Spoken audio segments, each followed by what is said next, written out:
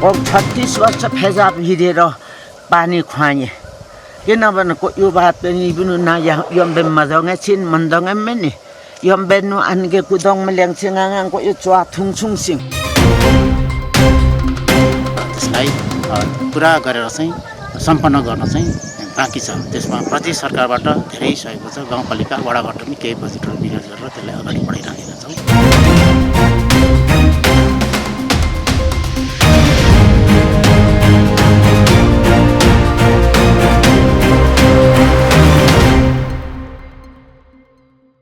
पालिकामै रहेको अर्को ऐतिहासिक स्थल मेहेलबोटेमा पनि फाल्गुनन्दको आस्था राख्ने धार्मिक माङहिम बनेका छन्। त्यसै स्थानमा विभूति फाल्गुनन्दको शालिका समेत बनाएर कार्तिक 25 गते र वैशाख 24 गतेका दिन भव्य मेला हुने र जप तप गर्दछन्। स्थानीयवासी र पालिकाको सहयोगमा बनेका आत्मकोटी माङहिम र किरात माङहिम तथा मार्गदेवी मन्दिर पनि त्यसै स्थानमा छन्। त्यहाँका माङहिम तथा मन्दिरमा नियमित भेला हुने तीर्थ दर्शन गर्दछन्। फाल्गुनन्द गाउँपालिकामा प्राकृतिक, धार्मिक एवं सांस्कृतिक स्थलहरू प्रशस्तै छन्। पिच्चक पिच्चक पिन्दाङ्लो थुपिम पेनी भाषामा मेतुङसिङ फाल्गुनन्द गाउँपालिका मन्दिरलेको मिङिलले गाउँपालिका बनाए नि त मलाई त राम्रो पो धन्यवाद लेखिदेऊ। एकान च्वाताङ थुङसुङ सिङ स्कुल वा 36 वर्ष फेजाब हिँडेर पानी खुवाएँ किनभने यो बात पनि इबनु ना यम्बे मदंगे छिन मन्दंगे मेनी यम्बे नु अनगे कुदङ मल्याङ छिङाङ को यो च्वा थुङछुङ सिङ मसाक्ति ग्याङ च्वाताङ तारुङ च्वाताङ थुङछुङ सिङ स्कुल हो।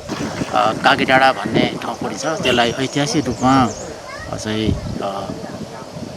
विस्तार गर्न सकिने ठाउँ छ, तर त्यसलाई चाहिँ थोरै सार्वजनिक ठाउँ नभएको हुनाले हामीले त्यसलाई अलिक अगाडि बढाउन सकिरहेका छैनौँ। त्यसै वडाको साबिक 3 मा छ्यागुमा टासी थार्केली बौद्ध गुम्बा पनि अवस्थित छ र त्यसमा तामाङ जातिहरू बसोबास गरिरहनु भएको छ। उहाँहरूले आफ्नो धर्म संस्कारलाई त्यहीबाट बेला बेलामा पूजापाठ गरेर चाहिँ धर्मलाई संरक्षण गर्ने काम गरिरहनु भएको छ र यही साबिक 4 मा साबिक आङसाङकै एउटा किरात वंशहरू किरात धर्मावलम्बीहरूको चाहिँ पहिचानको रूपमा चाहिँ माङदिम निर्माणदिम छ र त्यसलाई पुरा गरेर चाहिँ सम्पन्न गर्न चाहिँ बाँकी छ। त्यसमा प्रदेश सरकारबाट धेरै सहयोग छ, गाउँपालिका वडाबाट पनि केही बजेटहरू विनियोग गरेर त्यसलाई अगाडि बढाइरहेका छौँ।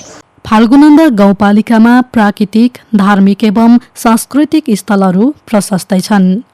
धुलपुझे माङहिम, लुङथरे झरना, सिद्धथान देवीस्थल, एकचुलेट डाँडा, 3 चुलेट डाँडा, कागे डाँडा आङदेम्बे वंशको ऐतिहासिक स्थल छन्।